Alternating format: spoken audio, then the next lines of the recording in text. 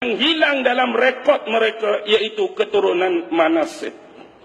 Siapa Manasih? Manasih ini ialah anak keturunan Nabi Yusuf. Adik-beradik kepada Manasih ialah Afraksim. Kita pernah dengar seorang Nabi yang nama Yusha, yang menjadi peneman Nabi Musa sewaktu pengembaraan dia mencari Nabi Allah Khidir.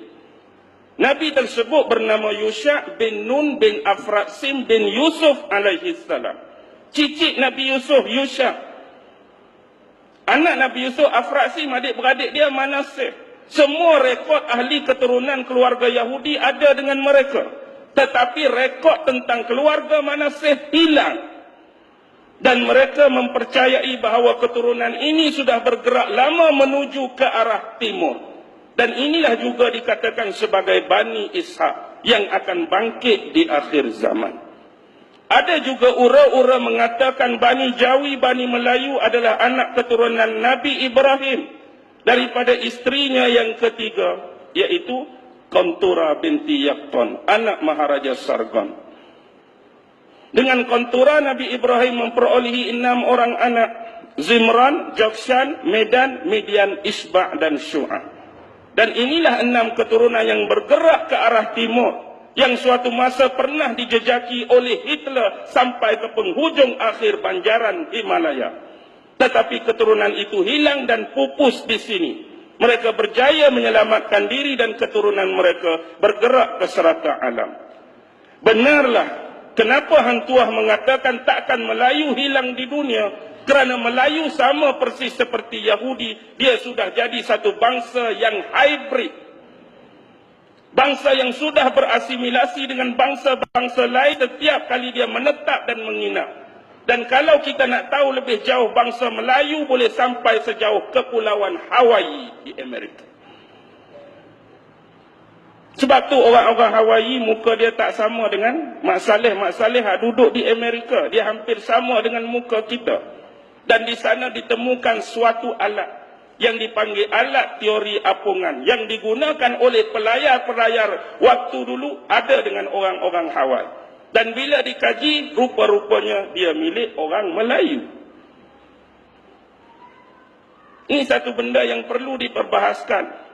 Tanpa berpandukan dan berlandaskan teori semata-mata, kita memerlukan kepada fakta-fakta.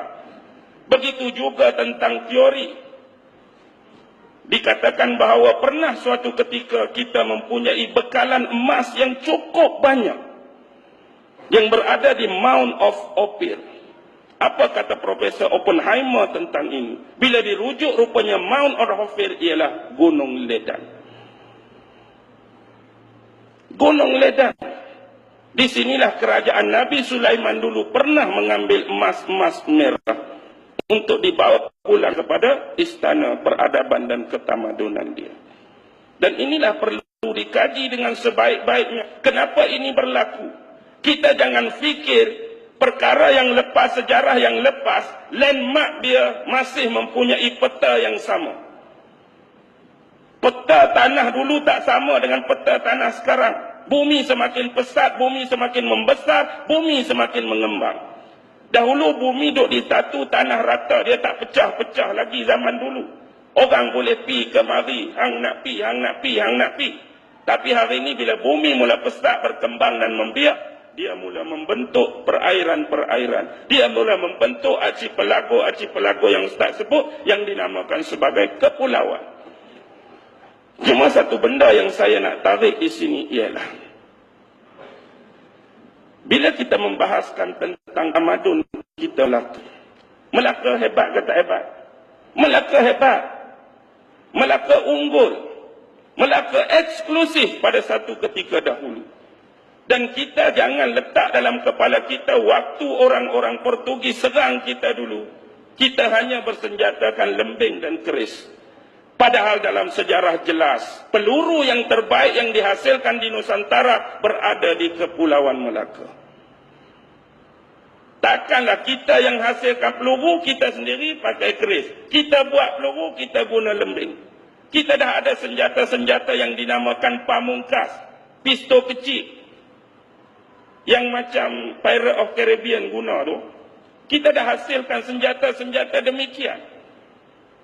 Dan kalau kita lihat kenyataan-kenyataan di dalam buku Oppenheimer, bahawa istana kerajaan Melayu Melaka boleh dilihat dari jauh, rupa-rupanya dia dibina daripada tembok-tembok yang dihiasi dengan warna kemerah-merahan. Pelabuhan Melayu Melaka itu dihiasi dengan tembok-tembok dengan warna-warna kemerahan. Inilah yang perlu kita faham. Tetapi hari ini sekiranya ada seorang pelancong datang ke Malaysia, saya bawa teksi, Ustaz, sir, can you give me to Melaka? Saya nak pergi Melaka. Hang nak buat apa Melaka? Aku pengkaji sejarah negara aku. Argentina ke Brazil, Bolivia, ikut dia lah. Aku baca buku sejarah dulu terkenal di tempat kamu, bumi kamu, tanah air kamu, ada satu kerajaan nama Melaka.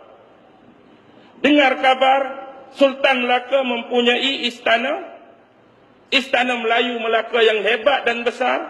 Melaka mempunyai pelabuhan yang hebat, pelabuhan yang besar. Aku datang ni, nak pi tengok dua benda tu. Sampai di Melaka, dia corner balik tak ada 15 minit. Hang bohong kat aku Pasal apa pula? Tak ada apa pun. Aku pi ada famosa hak Portugis ada. Aku pi jam merah Belanda ada.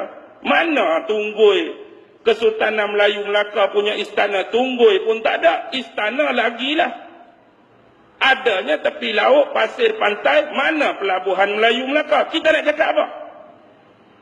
Adakah semua keagungan-keagungan yang eksklusif dulu adalah pembohongan? Hanya nak bagi sedap cerita kita ada pelabuhan yang hebat. Nak bagi sedap cerita kita ada ke istana Kesultanan Melayu Melaka. Hakikatnya habuk pun darah.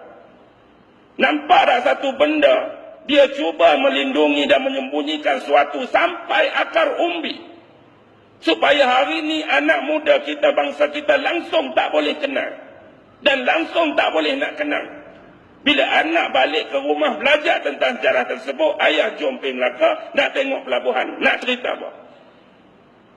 Ayah pergi Melaka nak tengok istana Kesultanan Melayu Melaka. Nak cerita apa? Hak replika dia lah. Tak ada apa.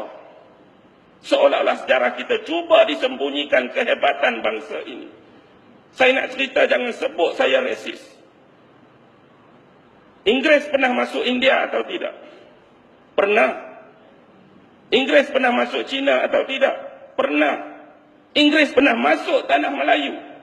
Inggeris masuk China. Tembok besar China ada lagi ke? Hapus dah. Inggeris masuk China, tembok besar China ada lagi ke? Tak ada dah. Ada. Tak usik pun. Inggeris masuk Belanda, Taj Mahal ada lagi ke? Tak ada. Ada. Inggeris masuk Melaka. Di mana dua benda tadi? Hang benang, hang dah benang dah. Hang memerintah dah. Tak perlulah rosakkan benda ni. Hang pun boleh guna. Masalah lenyap, tak ada langsung kesan. Satu benda. Lihat bila kita duduk tempat kita, depa tu Inggeris buat masuk pula dua bangsa lain. Melayu dah ramai dah. Depa buat masuk India, depa buat masuk China. Konon-kononnya nak bantu meningkatkan ekonomi kita. Kita kecil, dia tambah pula dua bangsa lain. China hak besar. Pasal apa tak awak masuk India dengan Melayu di China dulu? India besar. Pasal apa tak awak masuk China dengan Melayu India dulu? Melayu hak kecil, hang buat masuk China dengan India kat sini. Saja-saja ke atau betulan? Cuba anda fikir. Kita kecil dah cukup dengan kita lah. China hak besar. Kalau nak guna pekerja tak cukup, bawalah masuk Melayu dengan India. Dia tak masuk pun. India lagi besar pada kita. China dengan Melayu tak masuk pun. Kita hak kecil lagi dia padam. Ini berbicara bukan soal resi, ini soal sejarah. Maksudnya, dia buat di weekend rule, dia dah bahagi kita. Orang Melayu, asas-asas pertanian. Orang Cina, dia duduk sumber ekonomi, lombong-lombong. Orang India, duduk kebun-kebun getah, estate. Tengok, dia nak pisahkan dah jurang pemisah. Estate dengan pertanian confirm lebih mundur, lebih tak maju daripada yang pegang ekonomi. Hakikatnya sampai sekarang, ini bumi kita, siapa yang pegang ekonomi kita? Ini bumi kita, siapa yang datang hasil bumi kita? Jadi kalau hari ini nak salahkan dan memperbodohkan dengan siapa kita diperbodohkan, kenapa kita dibodohkan, fikirlah sendiri. Lebih dari 15 minit.